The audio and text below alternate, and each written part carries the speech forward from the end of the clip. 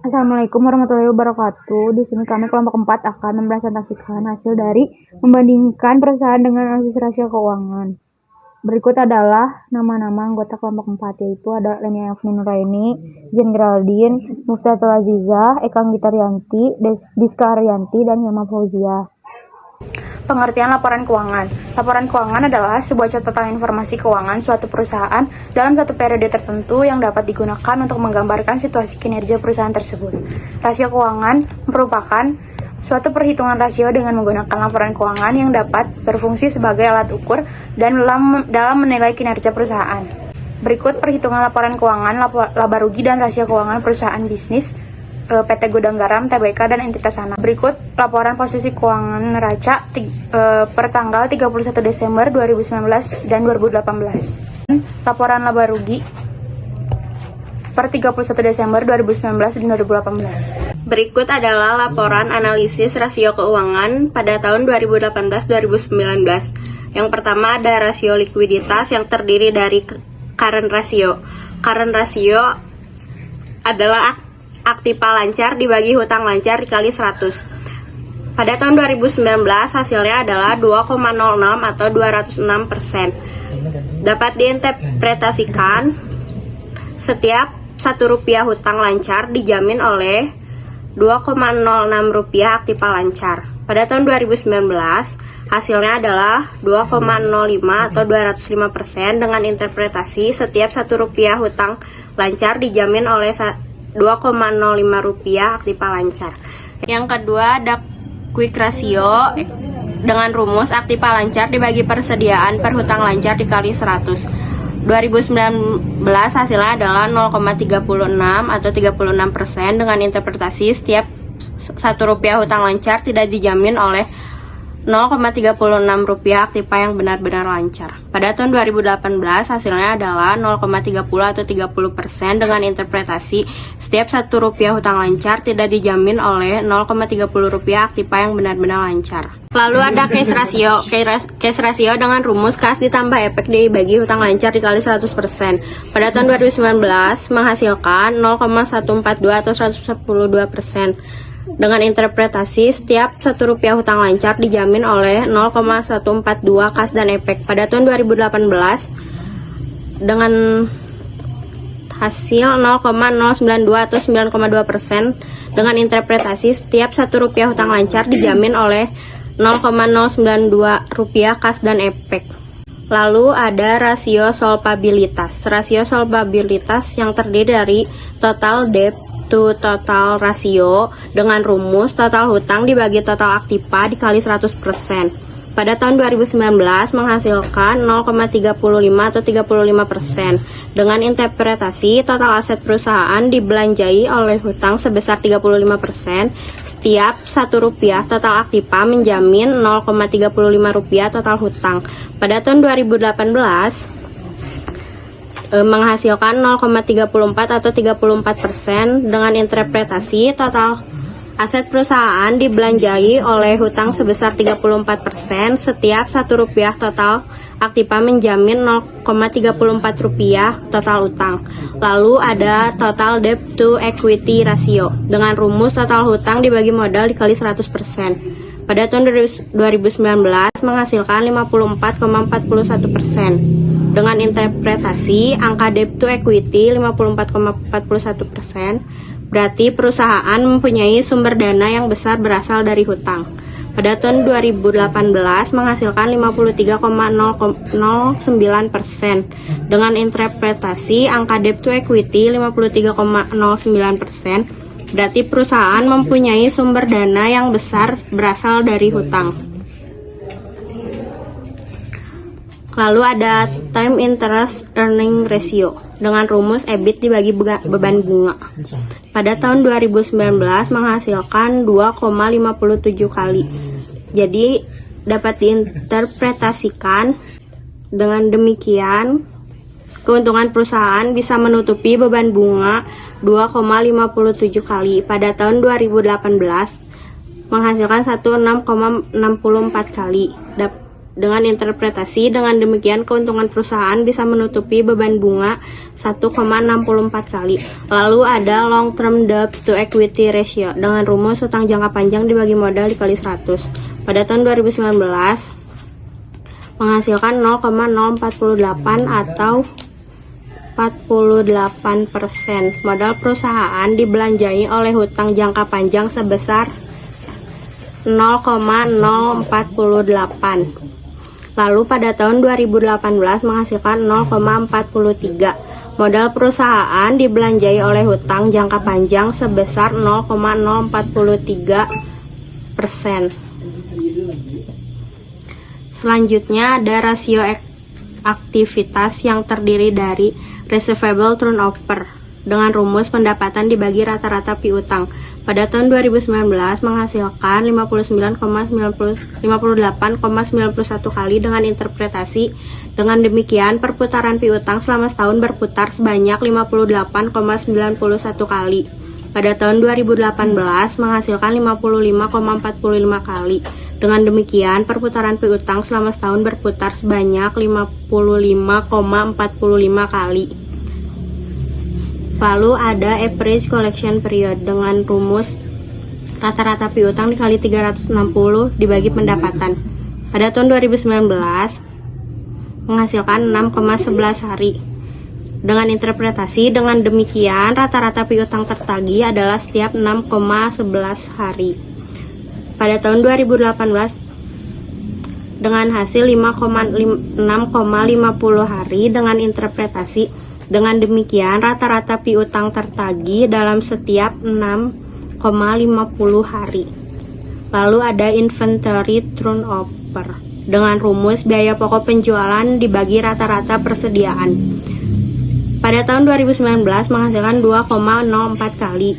Dengan interpretasi, dengan demikian perputaran persediaan selama setahun berputar sebanyak 2,04 kali. Pada tahun 2018 menghasilkan 1,99 kali. Dengan demikian, perputaran persediaan selama setahun berputar sebanyak 1,99 kali. Selanjutnya ada analisis rasio keuangan 2019 sampai 2018, rasio aktivitas yang diantaranya ada average day inventory yang rumusnya rata-rata persediaan dikali 360 dibagi biaya pokok penjualan. 2019 yang hasilnya 175,8 hari dan 2018 180,1 hari. Dengan interpretasi persediaan bahan baku disimpan di gudang selama 175,8 hari dan 2018 di gudang selama 180,1 hari. Kemudian ada working capital turnover yang rumusnya ada pendapatan dibagi aktiva lancar dikurang hutang lancar. 2019 yang hasilnya 4,12 kali, 2018 4,11 kali dengan interpretasi modal kerja berputar sebanyak 4,12 kali selama setahun dan 2018 berputar sebanyak 4,11 kali selama setahun. Selanjutnya ada total aset turnover yang rumusnya adalah pendapatan dibagi total aktiva. 2019 menghasilkan 1,40 kali dan 2018 menghasilkan 1,38 kali. Jika diinterpretasikan 2019 ialah perputaran aktiva selama setahun berputar sebanyak 1,40 kali dan yang 2018 berputar sebanyak 1,38 kali. Selanjutnya ada fixed asset turnover dengan rumus pendapatan dibagi aktiva tetap. 2019 menghasilkan 4,16 kali dan 2018 menghasilkan 4,01 kali. Jika diinterpretasikan yang 2019 aktiva tetap berputar setahun sebanyak 4,16 kali dan 2018 berputar sebanyak setahun sebanyak 4,01 kali.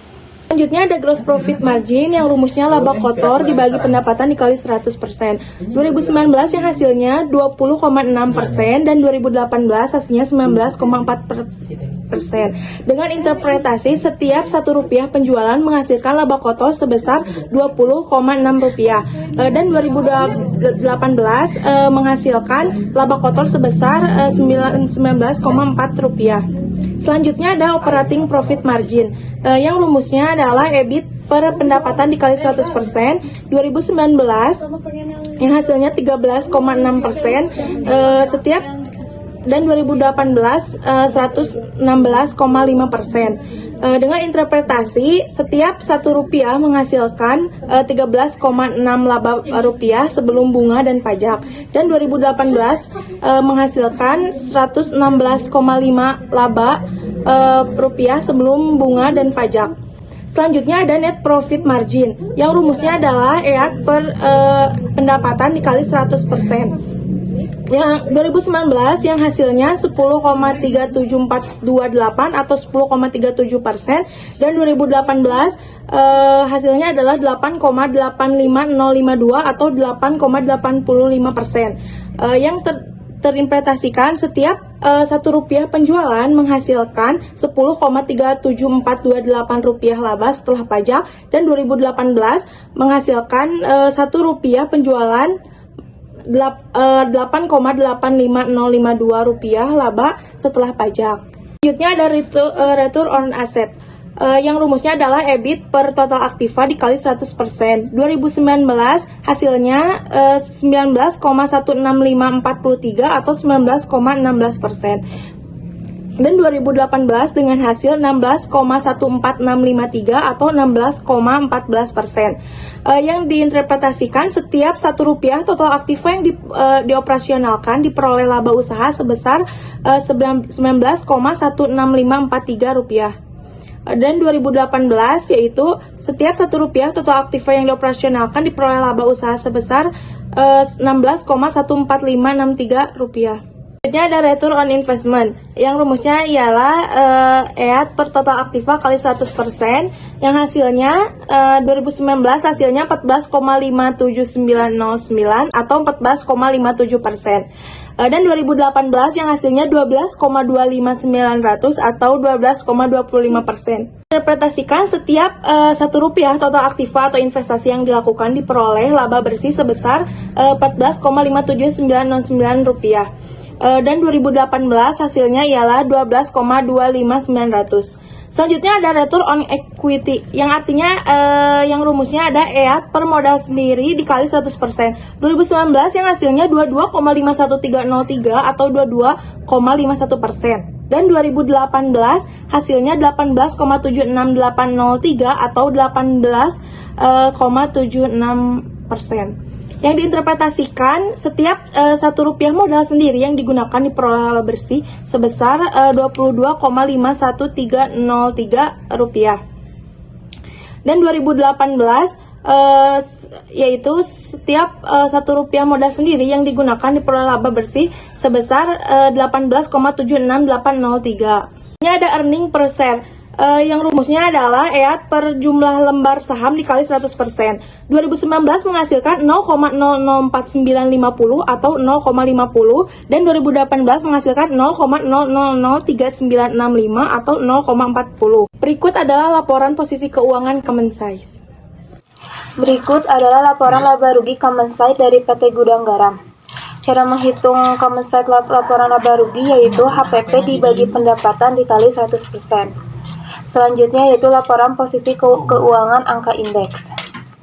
Lalu berikutnya laporan laba rugi angka indeks. Cara menghitungnya yaitu tahun sesudah dibagi tahun sebelum dikali 100%. Dan selanjutnya yaitu perhitungan laporan keuangan laba rugi dan rasio keuangan perusahaan non-bisnis, yaitu perusahaan Yayasan Hati Gembira Indonesia. Berikut ini adalah datanya. Berikut adalah laporan laba rugi Yayasan Hati Gembira Indonesia. Selanjutnya ada analisis rasio keuangan. Yang pertama, ada rasio likuiditas, yang isinya ada current ratio dengan rumus current asset dibagi current liabilities. Pada tahun 2019 menghasilkan 46,756984 atau 4.675%. Pada 2020 menghasilkan 90,315519 atau 9.031%. Dengan interpretasi, nilai current ratio Yayasan Hati Gembira pada tahun 2020 meningkat sebesar 4.356% dari periode sebelumnya. Yang kedua ada quick ratio dengan rumus current asset dikurang inventory dibagi current liabilities. Pada 2019 menghasilkan 467560 984 atau 4.675%. Pada tahun 2020 menghasilkan 89,804679 atau 8.980.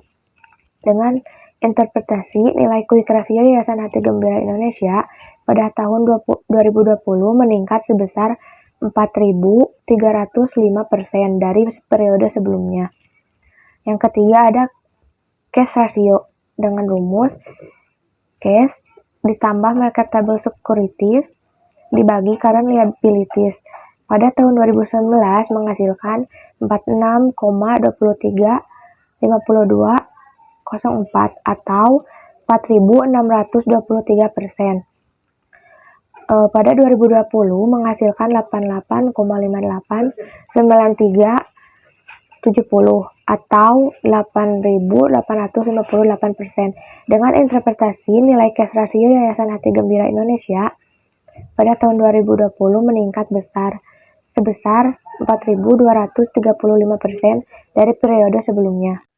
Yang kedua ada rasio solvabilitas dengan isi yaitu ada yang pertama total debt to total asset ratio dengan rumus total debt dibagi total asset dikali 100%. Pada tahun 2019 menghasilkan 0,019269 atau 1,93%. Pada tahun 2020 menghasilkan 0,010202 atau 1,02%. Dengan interpretasi nilai total debt to total asset rasio Yayasan Hati Gembira pada tahun 2020 menurun sebesar 0,91% dari periode sebelumnya. Yang kedua ada total debt to total asset ratio dengan rumus total debt dibagi total asset dikali 100%. Pada tahun 2019 menghasilkan 1,868225 kali.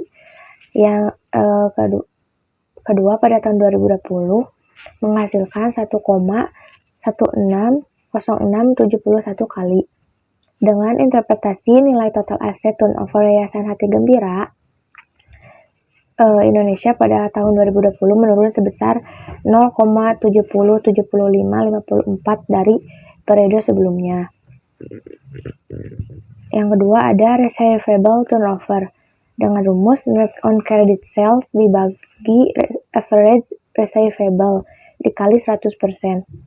Pada tahun 2019 menghasilkan 1.122.025,06 kali. Pada tahun 2020 menghasilkan 227.746,90 kali. Dengan interpretasi nilai receivable turnover Yayasan Hati Gembira Indonesia pada tahun 2020 menurun sebesar 884.278,16 dari periode sebelumnya. Yang keempat ada average collection dengan rumus average receivable dikali 360 dibagi net credit on sales. Pada 2019 menghasilkan 0,000567 atau 634,900,63 hari. Pada tahun 2020 menghasilkan 0,001581 atau 227,703,98 hari. Dengan interpretasi nilai average collection period Yayasan Hati Gembira pada tahun 2020 menurun sebesar 407.216,65 dari periode sebelumnya. Yang kelima ada working capital turnover dengan rumus net sale dibagi current asset dikurang current liabilities. Pada tahun 2019 menghasilkan 2,1118,857 kali. Pada tahun 2020 menghasilkan 1,273751 kali. Dengan interpretasi nilai working capital swap Yayasan Hati Gembira pada tahun 2020 menurun sebesar 0,845106 dari periode sebelumnya. Yang keenam ada fixed asset turnover dengan rumus net sale dibagi fixed asset. Pada 2019 menghasilkan 18,867754 kali. Pada 2020 menghasilkan 14,771572 kali. Berikut adalah data laporan posisi keuangan Common Size pada Yayasan Hati Gembira Indonesia. Yang selanjutnya ada laporan laba rugi Common Size pada Yayasan Hati Gembira Indonesia. Berikut ini adalah laporan posisi keuangan pada perusahaan non-bisnis Yayasan Hati Gembira Indonesia dengan menggunakan metode angka indeks.